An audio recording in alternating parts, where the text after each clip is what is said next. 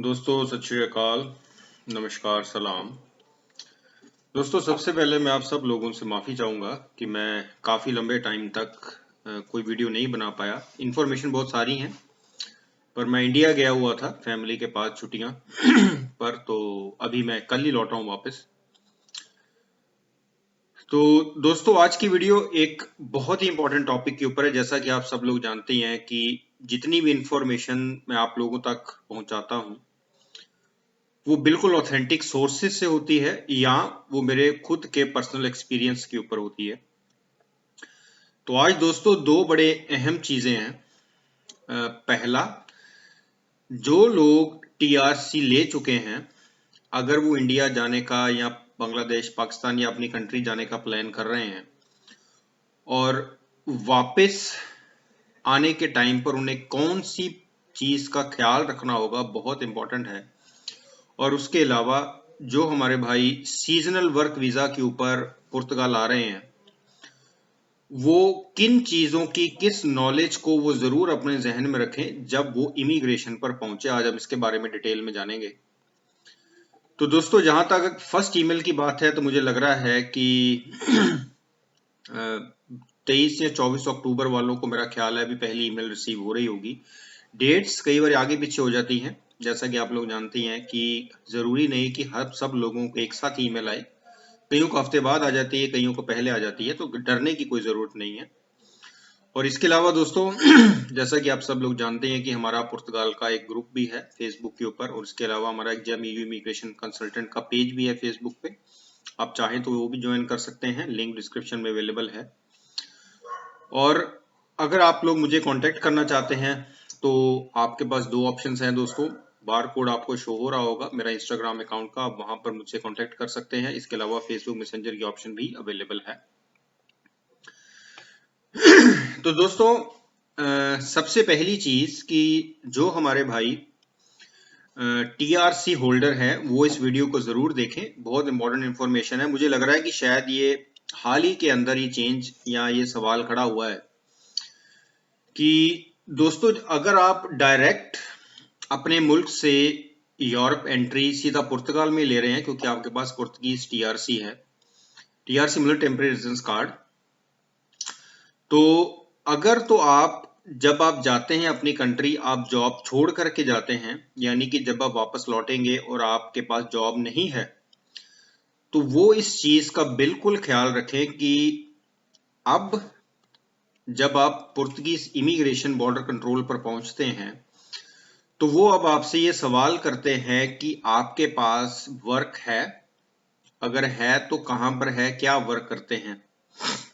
क्योंकि कल जब मैं उतरा था तो उन्होंने मुझसे ये सवाल किया था कि भैया आपके पास वर्क है, कौन सी कंपनी में आप काम, जैसे कि मेरी अपनी जॉब भी है, मैं जॉब कर रहा हूँ, तो मेरे पास वर्क कॉन्ट्रैक्ट वगैरह मेरे फोन में था, तो मैंने दिखा दिया कि भाई मैं वर्क कर रहा हूँ रेगुलर, और यहाँ सत्यरियस में हमारी कंपनी है।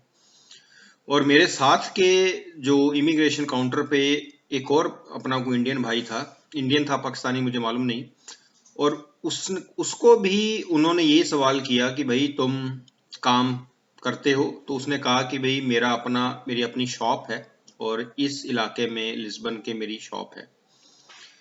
तो यानी कि दोस्तों अब वो ये सवाल पूछना शुरू हो गए हैं, जो लोग भी रेजिडेंस कार्ड शो करते हैं। अव्वल तो ये सवाल बनता नहीं है कि भाई हमारे पास रेजिडेंसी है, तुमने देख लिया रेजिडेंसी जेन्युइन है तो तुम सवाल नहीं पूछ सकते हो, पर अब इमिग्रेशन ऑफिसर है वो कुछ भी कर सकते हैं। तो मुझे लग रहा है कि शायद अब इन्होंने थोड़ी सख्ती की वजह से, जिस तरह के फ्रॉड्स पकड़े जाते हैं कि लोगों ने गलत तरीके से रेजिडेंसियां ली हुई हैं, वो यहाँ होते भी नहीं है, तो शायद इस चीज को मद्देनजर रखते हुए उन लोगों ने अब ये सवाल करने शुरू कर दिए हैं।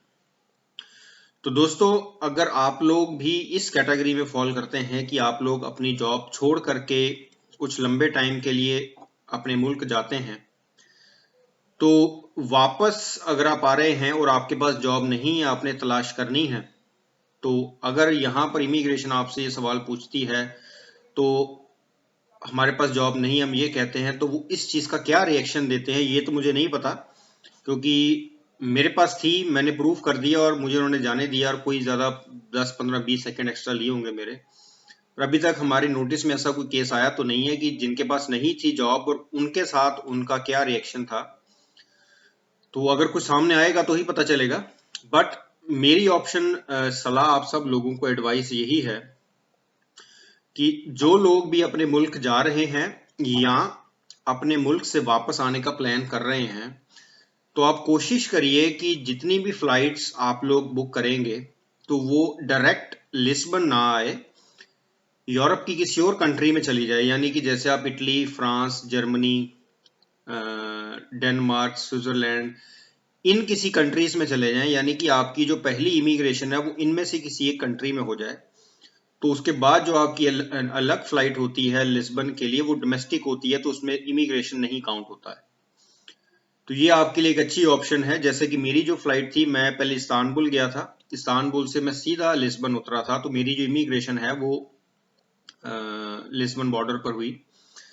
अगर आप लोगों की फ्लाइट, अगर आप जैसे लुफ्थांसा लेते हैं, तो लुफ्थांसा जर्मन कंपनी है, तो अगर आप पहले जर्मन उतरेंगे फ्रैंकफर्ट, और फ्रैंकफर्ट में ही आपकी जो है इमिग्रेशन हो जाएगी, और फ्रैंकफर्ट से जो आप फ्लाइट पकड़ेंगे वो आपको डोमेस्टिक फ्लाइट होगी, और आप जब लिस्बन उतरेंगे तो आपकी कोई इमिग्रेशन नहीं होगी, आप सीधा अपना लगेज कलेक्ट करके एयरपोर्ट से बाहर निकल जाएंगे।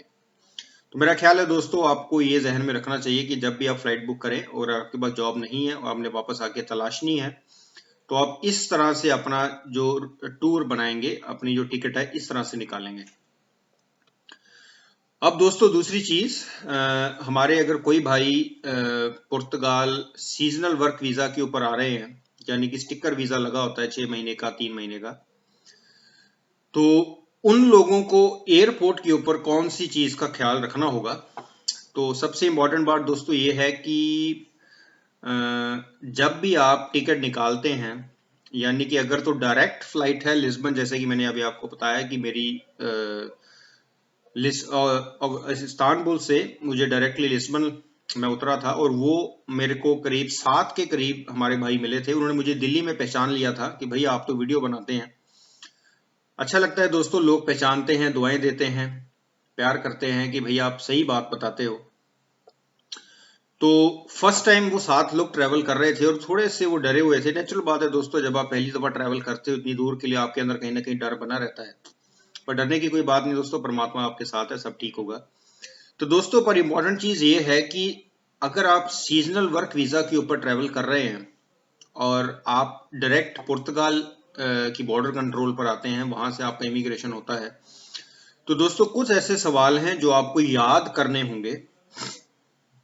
यानी कि अगर आपके पास सीजनल वर्क वीजा है तो कुछ सवाल हैं, जैसे कि सबसे पहला कि आप कौन सी कंपनी ने आपको स्पॉन्सर किया है, उस कंपनी का नाम क्या है। अपने पास वर्क कॉन्ट्रैक्ट का प्रिंट आउट रखिए, ताकि अगर इमिग्रेशन ऑफिसर आपसे वहां पूछे तो आप उन्हें दिखा सकें।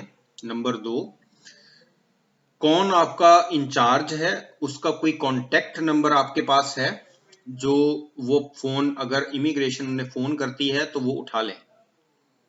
ये आपने उनसे पूछना है, जिनसे भी आपका कॉन्टेक्ट था, जिन्होंने भी आपको वर्क दिलवाया है, कि अपना कोई वर्किंग फोन नंबर हमसे जरूर शेयर करें, ताकि अगर हम इमिग्रेशन ऑफिसर वहां पूछ ले तो हम आपको दिखा सकें या और आपसे बात करवा सकें।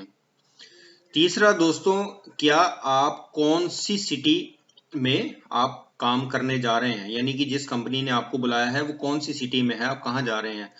जिन लोगों से मुझे कल मुलाकात हुई थी वो मेरे ख्याल ओदीमीरा में है कोई कंपनी, वो वहां जा रहे थे। और चौथा दोस्तों, कि आपके पास रहने के लिए जगह है या आपको कोई रिसीव करने आ रहा है बाहर। तो ये सवाल दोस्तों आपके पास, आप इन्हें याद कर लें, ताकि अगर आपसे इमिग्रेशन ऑफिसर इस तरह के सवाल करता है तो आपके पास जवाब होने चाहिए हैं। अगर आप नहीं जवाब दे पाए, कोई जवाब आपने गलत दे दिया, तो वो उनके दिमाग में शक पैदा करेगा और हो सकता है कि वो आपको वहां से क्रॉस ना होने दें। मैं ये नहीं कह रहा हूं कि 100% जब भी आप उतरेंगे आपसे सवाल पूछे ही पूछे जाएंगे, पर फिर भी आप समझ लीजिए कि जस्ट इन केस किस्मत खराब निकली और आगे से हम इमिग्रेशन ऑफिसर ऐसा टेढ़ा मिल गया और वो सवाल जवाब के चक्कर में पड़ गया, तो हमारे पास ये 3-4 सवालों के जवाब होने चाहिए हैं, और वो हिसाब से कुछ नहीं पूछेगा आगे और आपको क्रॉस करने देगा।